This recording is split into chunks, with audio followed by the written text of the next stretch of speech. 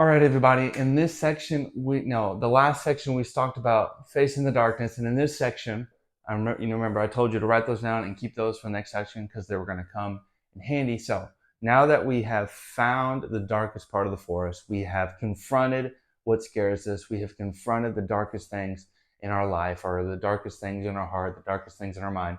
Now that we've come to the cave with the dragon, now it's time for us to go and slay the dragon. So today we're going to slay the dragon. Now, obviously, this is all metaphorical because, there is no dark forest and there is no dragon.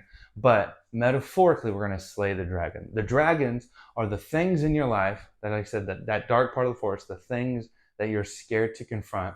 And today we're going to slay the dragons. And how we're going to do that is by overcoming the fear that grips us.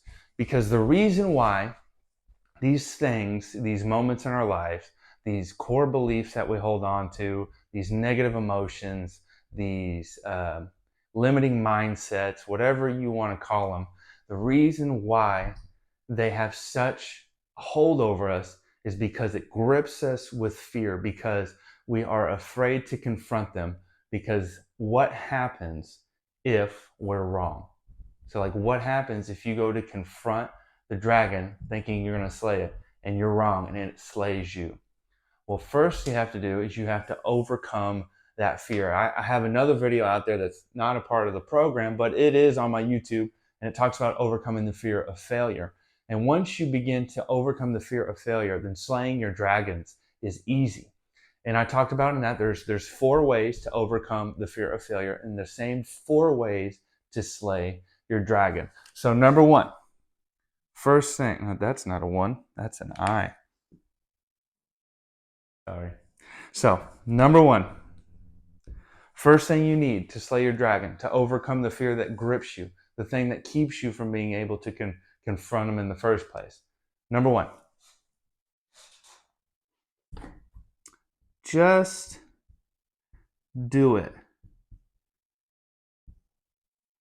So good old Nike swish. Just do it. Or do it anyways, I think is what I said in that other video. Just do it. The best way to overcome fear is to do it anyways. One of my favorite quotes, John Wayne: courage is not the lack of fear, but it's feeling the fear and saddling up anyways.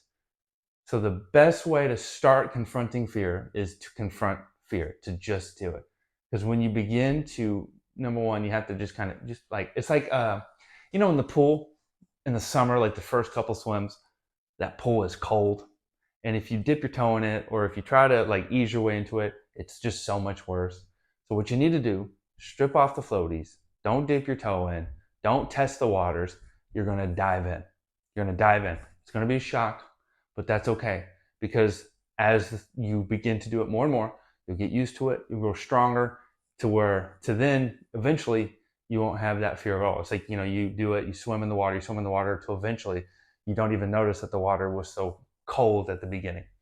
So the first thing you do is you're going to just do it. So you're going to find, like I talked about in the last video, one of the core beliefs, or one of the things I had to focus on was, dealing with depression and addiction and just a low view of myself, not being able to be honest or to be vulnerable, because I had a fear that if I was vulnerable, then if people saw who I really am, that I'm not perfect, then I won't be loved. Then if I can't do right, then I'm not right. If I can't do good, then I'm not good. So I equated everything I did. So if I did bad, I was bad. If I did good, I was good, and that's not right. I am a person who can do bad things and who can do good things. And so you have to just, I wish there was an easier way to fix those things first, but there's not. First thing you got to do is just do it. Because once you start doing it, the rest of the work begins to fall in line a lot easier. Because if you try to figure it out first, number 1, you'll never start. And so just kind of like a lot of this, I said, you just start. You start. It's going to be messy. It's going to be a lot. You may be wrong, but it's okay, because you'll start, and as you work through it, you will get to where you need to be. But if you just sit there talking about how I should do it, then you'll never do it. So you're just going to just do it. You know, that Nike swish. Number 2, slay the dragon. So number 2 is you're going to detach your ego from the outcome.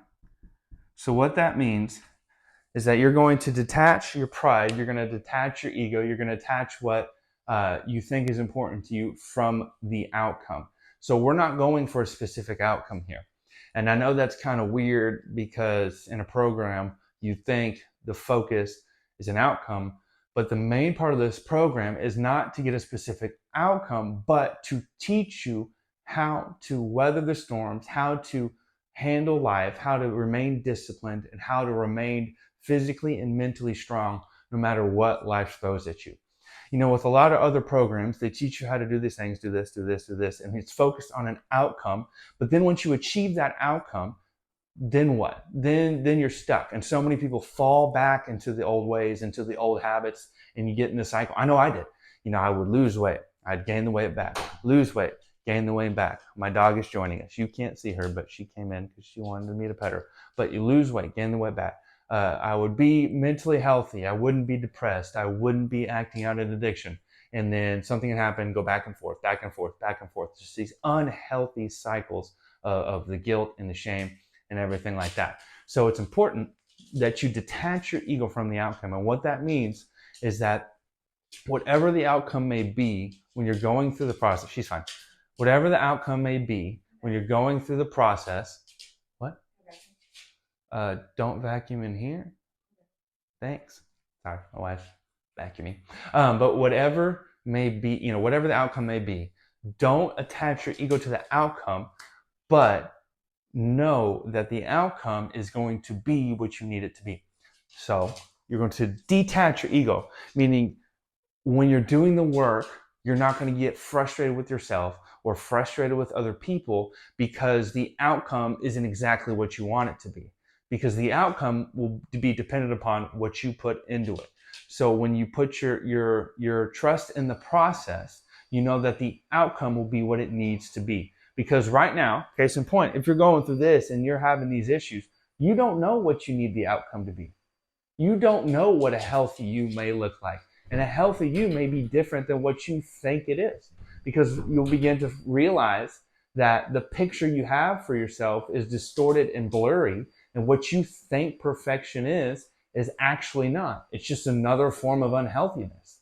You know, I equate it to like this. I was thinking about this earlier. You know, most people, in marriages, in jobs and whatever, oh, if I just had this like them, if this person was my spouse, life would be better. If I had this much money, life would be better. If I had this job, life would be better. Or if my spouse would just do this, if my boss would just do this.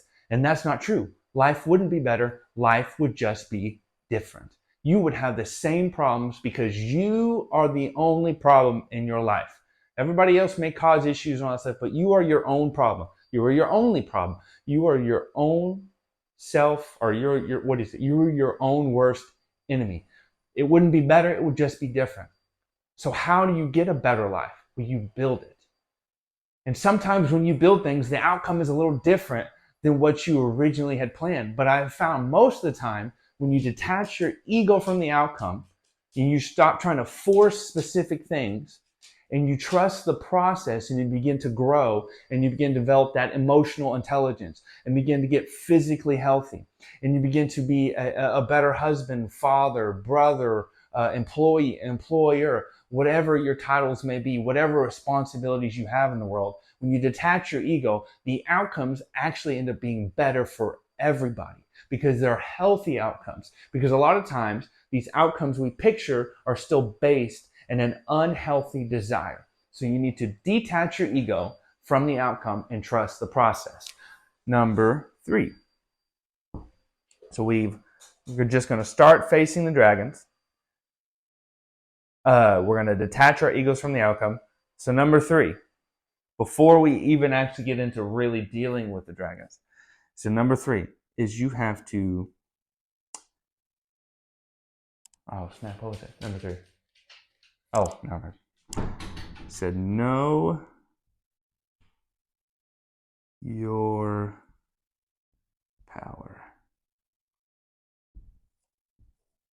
So we're actually going to get into this one way deeper in our next section, section, same thing.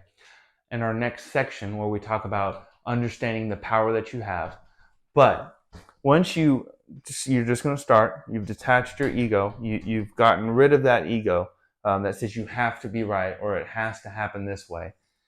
And next thing is you have to know your power. So you have power. You said you were created on purpose, with purpose, for a purpose.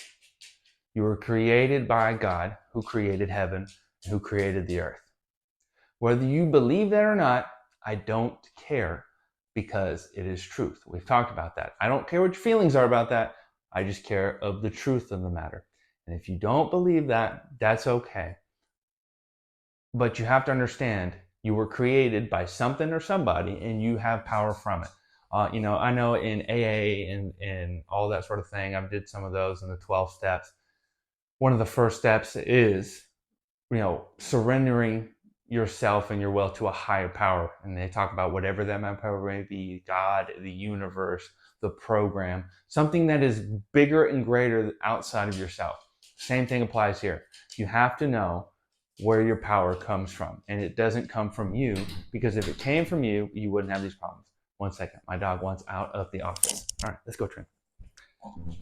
But yes, so sorry for the interruptions. But like we'll go and talk about, life isn't always pretty. And that's why I leave all this stuff in, because it's important to realize that all of this stuff is going to teach you how to continue to live the life and have the success you want, even when life is messy, life isn't pretty, life isn't like Instagram. Life has interruptions. Life has moments where you have to be flexible. That's why in our 90-day non-negotiables, I know in 75 hard, they're like, oh, if you don't get it, you got to start over. Now that's why we have consequences, because there are times when you may have to choose to do something of a higher priority over your negotiables or your non-negotiables. Now, case in point, like sometimes, I like to wake up at 4:30 and go for a run. But there's been times my son's been sick. He wakes me up at 3. Well, I can't leave him by himself when he's sick to go run. And I'm sure as heck ain't waking up my wife to do it. So then I have to understand, okay, I have to make a choice where I have to choose to be flexible. So, okay, I didn't get my 4:30 run in. Okay, well, then I'm going to have to get a 9:30 p.m. run in. And then if I don't do those, then I'll have to accept the consequences. And I'll be able to accept the consequences. I'm still holding myself accountable and still maintaining that level of discipline. Now, this has nothing to do with what we're talking about, but I think it's important that that is said.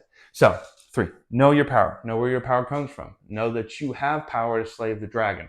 The hardest part is feeling like you have no power to slay the dragon, but you have to know you have the power to slay the dragon, which we're going to go into that in depth in this next section. But the 4th one, and I've said it 8,000 times by now, is your feelings. Sorry guys, I suck at spelling. Your feelings are real,